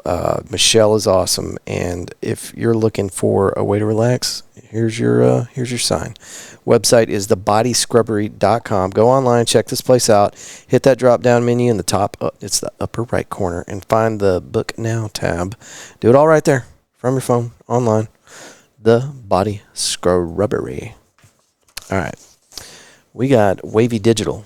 You guys have heard me talking about Wavy Digital for a while. Wavy Digital is a service that can take care of you if you are a small business owner, a musician, or anybody else that needs help managing your social media or your online presence. Wavy Digital. That's with 2 V's. On Instagram, it is WAVVY Digital. And take a look at that. It's got her contact information on there, Gianna Scott. And she's great at what she does. She has a wonderful eye. I've seen a lot of her photography work, and she's just excellent and a joy to be around. So if y'all were at our Christmas party this past Christmas, then you got to meet her. She was out there hanging out and helping us with our little shindig, and that's something that we're going to continue to do. And as we open up more time in our schedule, we want to make sure that we get kind of a rolling event schedule for the studio out there. We want to do Thanksgiving things, Friendsgiving, Christmas parties, Halloweens, all that good stuff. So Cowtown Nutrition, located at 5430 River Oaks Blvd. They offer a healthy alternative to that compulsory fast food craving. You can also load up on your favorite Herbalife products and learn about their fitness groups that they hold on location at Cowtown Nutrition. Check them out on Instagram at Cowtown_nutrition. Boulevard Brew, 5406 River Oaks Boulevard, 76114. It's right on that main drag as you're going from the base through River Oaks and heading back into Fort Worth. They're on the left-hand side. They are actually located right next to Cowtown Nutrition. Excuse me. Boulevard Brew is an excellent little hangout. You get them on Instagram. It's just Boulevard Brew. And they're under new ownership. So if you've ever been there and you're like, this place isn't really for me, well, somebody new is running that thing, and he's doing a great job. I'm still friends with the previous owner, and he did a wonderful job too. But Boulevard Brew is a coffee bar lounge, and they've got baked goods, and you can even throw little events there. It's a cool little space. When you walk in, you got a coffee setup lounge area situation going on. Cool. You go past the barista station into the back, and they've got twice as much room as what's up front. There's a bar back there with draft beer and wine, and they have little singer-songwriter, little 1-2-piece bands in there, live music. I think most Fridays they do live music out there, and it's starting to pick up momentum. So this place is it's a whole vibe. Go check that out. It's Boulevard Brew, and it's technically in River Oaks. It's right there, just kind of northeast of the military base. So go check that out, and let our sponsor know that you heard about it on the Fort Worth Roots podcast. Pouring Glory, 1001 Bryan Avenue in Fort Worth, Texas. It's just off South Main Street, 935, 1 block north of Rosedale. Pouring Glory is a growler refilling station that serves craft beer and award-winning food with live music. We're always doing something out there at Pouring Glory. Scott and his wife and that team out there at Pouring Glory have been supporters of this show for a very long time. McFly's Pub, we talked about that. We've got that event coming up out there. That's 6104 LTJG Barnett Road, one of the weirdest sounding addresses I've ever heard of. Just look it up on your Google Maps, Apple Maps, whatever. McFly's Pub. It's a 1980s Back to the Future themed bar. It's got a really cool outdoor area. Great stage inside. Excellent place for a stage outside. And there's just, I'm telling you, there's always something going on at McFly's. So check them out on Instagram. It's just McFly's Pub. What else we got? Oh, yeah. Woodpost Metalworks. WoodpostMetalworks.com. Offer code podcast817 saves you 10% at checkout. They specialize in metal signs with or without LED backlighting, fence and gate repair or installation, light steel fabrication, industrial plasma cutting, and more. Houck Walker Originals. HouckWalker.com is where you find these folks. They offer a huge variety of unique and personalized gifts, also laser engraving to customize just about anything you can think of. Don't you dare buy it on Amazon. You can get it made right here. Woodpost Metalworks can make you that big stuff that goes on the front of your business. And they've got a lot of other cool stuff. They got a lot of home decor and whatnot. Very excellently crafted stuff. So that's where you get that stuff. Woodpostmetalworks.com. And then Houck Walker Originals, you need anything for like a baby shower, wedding, gift idea. Houck Walker Originals can customize your cups, anything else you can think of. I'm drawing a blank. I always get my mugs from these guys, and they come out great. If you've ever seen the Fort Worth Roots tumblers that were always given away for free for some reason. Anyway, they're dope. And houckwalker.com is where you go to check that out. Excuse me. I did that right in your ear. I apologize. Roofing Solutions by Darren Houck. You can go to roofingsolutionsHouck.com or get them on the phone at 817-882-6520. You already know this, but this is the season for like hail and all the other terrible things that happen. So you need a roofer on speed dial, and you don't want just anybody up there working on your most valuable possession, your home. You need a professional like Darren Houck, and we have been hanging with this dude for years now. And we trust him enough to tell our friends to use the services. And don't take a silly podcaster's word for it. You can go check out his ratings, any place that he would have ratings, and it's all 5 stars. He has an excellent reputation with this community. And Darren's just a super excellent guy. And he's been on the show a bunch of times. I could go on and on and on about Darren. He is one of the only people that I know that is busier than I am. I don't know how he does it, but he's not too busy to take care of you. He's got a great team of people like Mark Nobles and all the specialized experts that work for Roofing Solutions Houck. Roofing Solutions by Darren Houck, excuse me. All right, time to hang this up. Starting to double back and talk funny. Did we get everybody? I think we did. I better have, right? These are my sponsors. Sponsors, thank you guys so much for trusting us to talk about your business in a good way. We appreciate it. And we're going to keep doing what we've been doing, and we're going to get better at it. All right, what else? Did I tell you about all the things? Yeah, the live music festival. So we kicked that off back in March.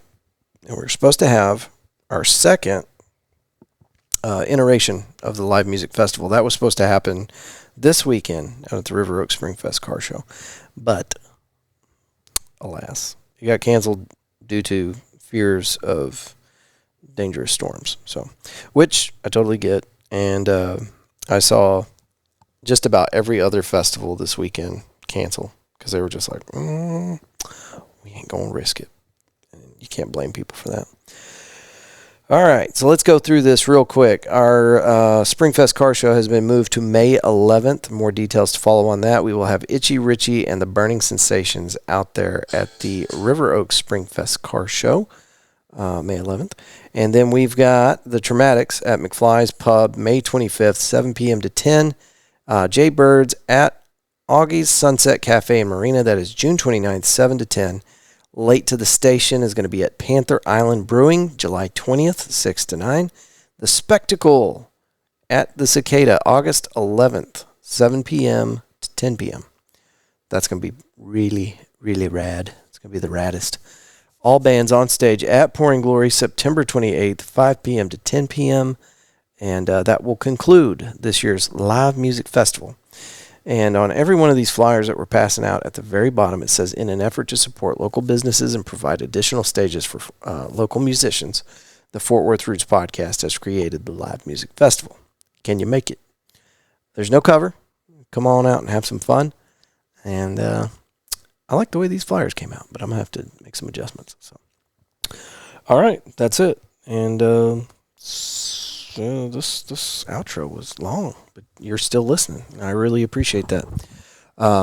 Always looking for input about the show, comments, and I don't know if you're rolling your eyes or just not really, it's not registering, but I really do want you to email me and tell me what you thought about this episode or our live music festival. Or I need feedback. So any chance you get, media@fortworthroots.com is my email, and you can always just hit us up on social media. And we do, of course, have the hotline, and the hotline is for a few different things. But for you, the listener, you can hit us up through the hotline and just leave us a little message, and we'll play it on the show next time we do one of these episodes. So you can hit us up, 817-988-1292. Leave a message. Tell us about, what you loved about the last episode, what you hated about the last episode. Just talk to me. It's there for you. It's why I pay for an entirely different phone line every month, just so you can call me. 817-988-1292, and it will be in the show notes.